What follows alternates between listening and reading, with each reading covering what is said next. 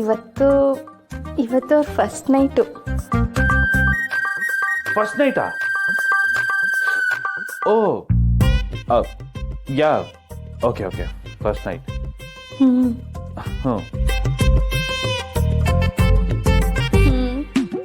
ಹಾಂ. ಮುಂದೆ ಮುಂದೆ ಏನಿಲ್ಲ. ಯಾಕೆ ನಾಚ್ಕೋತಿದ್ಯಾ? ನೀನು ಯಾಕೆ ನಾಚ್ಕೊಂಡೆ? ನಾನು ಹುಡುಗಿ, ಅದಕ್ಕೆ. ಅಯ್ಯೋ, ನಿನಗೂ ನಾಚಿಕೆಗೂ ಸಂಬಂಧನೇ ಇಲ್ಲ. ಇಂಥ ವಿಷಯ ಮಾತಾಡಿದಾಗ, ಅದರಲ್ಲೂ ಹುಡುಗನ ಮುಂದೆ ಮಾತಾಡಿದಾಗ ಯಾವ ಹುಡುಗಿಗಾದ್ರೂ ನಾಚಿಕೆ ಆಗುತ್ತೆ. ಹೊರ್ಗಿನವ್ರ ಮುಂದೆ ಹೇಗೆ ಮಾತಾಡೋಕ್ಕಾಗುತ್ತೆ? ಸೊ ನಾನು ಹೊರಗಡೆ ಹೋನಾ?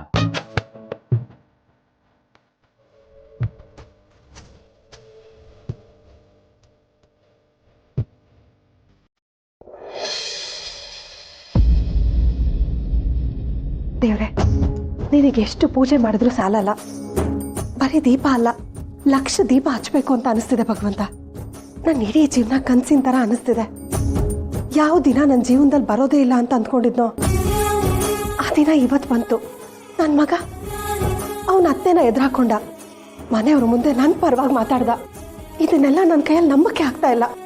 ನನ್ನ ಮಗ ನನ್ನ ಪರವಾಗಿ ಮಾತಾಡಿದಾಗ ಆದಷ್ಟು ಆನಂದದ ಮುಂದೆ ಜಗತ್ತಲ್ಲಿ ಯಾವ ದೊಡ್ಡ ಆನಂದನೂ ಇಲ್ಲ ಅಂತ ಅನಿಸ್ಬಿಡ್ತು.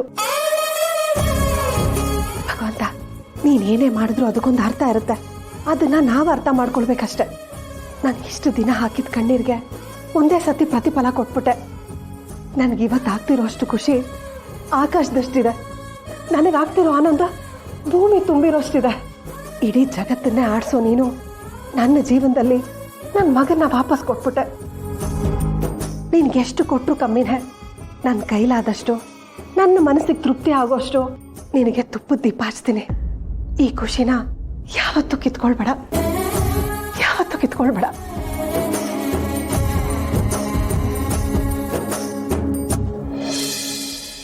ಹಲೋ, ನಿನ್ನೆ ಕೇಳ್ತಾ ಇರೋದು ಹೇಳು. ನಾನು ಮೂರನೇವನಾ? ಅದು ಯುವ. ಇಲ್ಲೇನೆ ಮಾಡ್ತಾ ಇದ್ದೆ ಒಬ್ಳೆ ನಿಂತ್ಕೊಂಡು?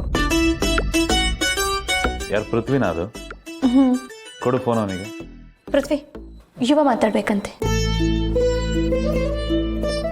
Hello sir. ಸರ್, ಅನ್ನೋ ಫಾರ್ಮಾಲಿಟೀಸ್ ಎಲ್ಲ ಇವಾಗ ಬೇಡ. ನನ್ನ ತಂಗಿನ ಮದುವೆ ಆಗಿದೆಯಾ, ಯು ಕ್ಯಾನ್ ಕಾಲ್ ಮಿ ಯುವ. ಹ್ಞೂ ಸರ್. ನೋಡು ಪೃಥ್ವಿ, ಮದುವೆ ಆಯ್ತಲ್ಲ ಅಂತ ಲೈಟಾಗಿ ತಗೋಬೇಡ. ಪಾಪ ಅವನೊಬ್ಬನಿಗೆ ಎಷ್ಟೋ ಅಂತ ಹ್ಯಾಂಡಲ್ ಮಾಡ್ತಾನೆ. ಎಷ್ಟೊಂದು ಫೈಲ್ಸ್ ಪೆಂಡಿಂಗ್ ಇದೆ, ಕ್ಲೈಂಟ್ ಮೀಟಿಂಗ್ಗಳು ಪೋಸ್ಟ್ಪೋನ್ ಆಗಿದೆ, ಹೊಸ ಪ್ರಾಡಕ್ಟ್ ಲೋಡ್ಸು ಅದೇ ಇನ್ನೂ ಬಂದಿಲ್ಲ, ವೇರೋಸ್ ಅಕೌಂಟ್ಸ್ ಚೆಕ್ ಮಾಡಿಲ್ಲ. ಈ ಪೃಥ್ವಿ ಯುಕ್ತ ಮದುವೆಲಿ ಯಾವ ಕೆಲಸನೂ ಕರೆಕ್ಟಾಗಿ ಆಗಿಲ್ಲ. ಈ ಕೆಲಸಕ್ಕೂ ಮುಂಚೆ ಇನ್ನೂ ಒಂದು ದೊಡ್ಡ ಕೆಲಸ ಬಾಕಿ ಇದೆ. ಹೇಗೋ ಅವರಿಬ್ರು ಮದುವೆ ಅಂತೂ ಮಾಡಿ ಮುಗಿಸ್ಬಿಟ್ವಿ.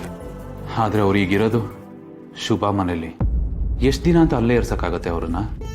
ಅವ್ರದ್ದೇನೋ ಪಾಪ ಒಳ್ಳೆ ಮನಸ್ಸು, ದೊಡ್ಡ ಮನಸ್ಸು, ಅವ್ರು ಯಾವುದಕ್ಕೂ ಇಲ್ಲ ಅನ್ನಲ್ಲ. ಬಟ್ ಹಾಗಂತ ನಾವು ಅದನ್ನು ಅಡ್ವಾಂಟೇಜಾಗಿ ತೊಗೊಳಕ್ಕಾಗೋದಿಲ್ಲ. ಆದಷ್ಟು ಬೇಗ ಶುಭ ಹತ್ರ ಮಾತಾಡಿ ಅವ್ರಿಗೆ ಏನು ವ್ಯವಸ್ಥೆ ಮಾಡಬೇಕು ಅಂತ ಯೋಚನೆ ಮಾಡಬೇಕು. ಅವ್ರಿಗೆ ಎಲ್ಲಿಗೆ ಶಿಫ್ಟ್ ಮಾಡೋದು, ಏನು ಮಾಡೋದು. ಪೃಥ್ವಿ ಕೆಲಸ, ಅವನ ಕೆಲಸದ ಬಗ್ಗೆನೇ ಏನೂ ಗೊತ್ತಿಲ್ಲ. ಇನ್ನು ಯುಕ್ತನ ಆರೋಗ್ಯ ಎಷ್ಟು ಅಂತ ತಲೆ ಕೆಡ್ಸ್ಕೊಳಕ್ಕಾಗತ್ತಪ್ಪ. ಯಾವತ್ತು ನಾನು ಇಷ್ಟು ತಲೆ ಕೆಡ್ಸ್ಕೊತೀನಿ, ಇಷ್ಟು ಪ್ರೆಷರ್ನ ಹ್ಯಾಂಡಲ್ ಮಾಡ್ತೀನಿ ಅಂತ ನನಗೆ ಗೊತ್ತಿರಲಿಲ್ಲ.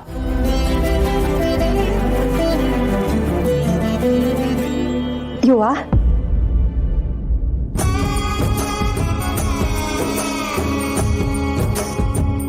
ನಿನಗೇನು ಹೇಳಬೇಕು, ಏನು ಮಾತಾಡಬೇಕು ಅಂತ ನನಗೊಂದು ಗೊತ್ತಾಗ್ತಿಲ್ಲ.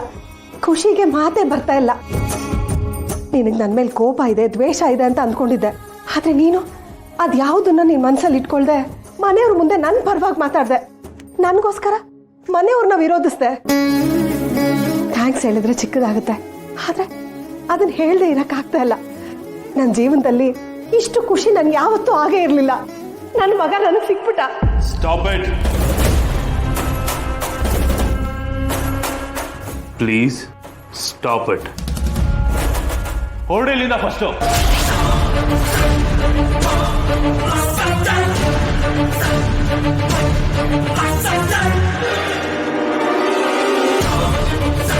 ನಾನು ಇವತ್ತು ಮಾತಾಡಿದ್ದು ನಿಮ್ಮ ಮೇಲಿನ ಮಮಕಾರದಿಂದನೋ ಅಥವಾ ಪ್ರೀತಿಯಿಂದನೋ ಅಲ್ಲ. ಅಥವಾ ಯಾವುದೇ ವ್ಯಕ್ತಿ ಪರನೂ ಖಂಡಿತ ಅಲ್ವೇ ಅಲ್ಲ. ನಾನು ಮಾತಾಡಿದ್ದು ನ್ಯಾಯದ ಪರ. ನೀವು ನ್ಯಾಯದ ಪರವಾಗಿ ನಿಂತಿದ್ರೆ ನಾವು ಒಂದೇ ಕಾರಣಕ್ಕೆ ನಿಮ್ಮ ಪರವಾಗಿ ಮಾತಾಡ್ಬೇಕಾಯ್ತೆ ಹೊರತು ಅದರಿಂದ ಯಾವ ತರಹದ ಪ್ರೀತಿನೂ ಇರಲಿಲ್ಲ.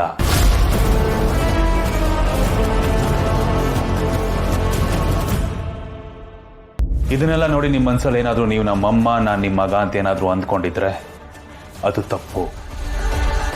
ಫಸ್ಟ್ ತೆಗ್ದಾಕಿ ಅದನ್ನ ಮನಸ್ಸಿಂದ. ನೀವು ನನಗೆ ಮಾಡಿರೋ ಅನ್ಯಾಯನ ನಾನು ಯಾವತ್ತೂ ಮರ್ತಿಲ್ಲ, ಮರೆಯೋದು ಇಲ್ಲ. ನೀವು ನಮ್ಮಪ್ಪನಿಗೆ ಹೆಂಡತಿಯಾಗಿದ್ದೀರಾ ಅಷ್ಟೇನೆ, ನನಗೆ ಅಮ್ಮ ಆಗೋದಕ್ಕೆ ಸಾಧ್ಯ ಇಲ್ಲ. ಪ್ಲೀಸ್ ಹೊರಡಿ ಅಂದೆ ತಾನೆ ಇಲ್ಲಿಂದ. ಹೊರಡಿ ಅಂತ ಸಮಾಧಾನವಾಗಿ ಹೇಳ್ತಾ ಇದ್ದೀನಿ. ಇದು ಸಣ್ಣ ತಪ್ಪ ನೀವು ಮಾಡಿರೋದು. ನೀವು ನನ್ನ ಮನಸ್ಸಿಗೆ ಮಾಡಿರೋದು ಮಾಯದೆ ಇರೋಂಥ ಗಾಯ. ನಾನು ಇರೋಷ್ಟು ವರ್ಷನೂ ಅದು ಮಾಯೋದಿಲ್ಲ. ಹೌದು, ಒಪ್ಕೋತೀನಿ. ಈ ನಡುವೆ ನಾನು ನಿಮ್ಮ ಮೇಲೆ ಯಾವುದೇ ರೀತಿ ಕೋಪ ತೋರಿಸ್ತಾ ಇಲ್ಲ, ಸಿಟ್ಟು ತೋರಿಸ್ತಾ ಇಲ್ಲ, ಕೂಗಾಡ್ತಾ ಇಲ್ಲ. ಬಟ್ ಅದ್ರ ಹಿಂದೆ ಇರೋ ಕಾರಣ ಪ್ರೀತಿ ಅಲ್ಲ, ನನ್ನೊಳಗಿರೋ ಮನುಷ್ಯತ್ವ. ದಯವಿಟ್ಟು ಅದನ್ನ ಕೆದಕಿ ಮತ್ತೆ ನನ್ನನ್ನು ಹಳೆ ಯುವ ಆಗೋಗಿ ಮಾಡಬೇಡಿ ಪ್ಲೀಸ್. ನಿಮ್ಮ ಜೊತೆ ಮಾತಾಡ್ತಾ ಇದ್ರೆ ನಾನು ಮಾತಾಡಿದ್ರೆ ಏನು, ಈ ನಿಮ್ಮ ಮುಖ ನೋಡಿದ್ರೇನೆ ನನಗೆ ನಾನು ಇಷ್ಟು ವರ್ಷ ಅನಾಥವಾಗಿ ಪಟ್ಟಿದ್ದ ಕಷ್ಟ, ಹಿಂಸೆ ಪ್ರತಿಯೊಂದು ನೆನಪಾಗುತ್ತೆ, ಚುಚ್ಚುತ್ತೆ ಒಳಗಡೆ. ಲುಕ್ ಪ್ಲೀಸ್, ದಯವಿಟ್ಟು ನನ್ನನ್ನು ಮಾತಾಡಿಸ್ಬೇಡಿ. ನನ್ನನ್ನು ಮಾತಾಡಿಸೋ ಪ್ರಯತ್ನನೂ ದಯವಿಟ್ಟು ಪಡಬೇಡಿ. ಅಷ್ಟೇ, ನನ್ನನ್ನು ನನ್ನ ಪಾಡಿಗೆ ನನಗಿರಕ್ಕೆ ಬಿಟ್ಬಿಡಿ.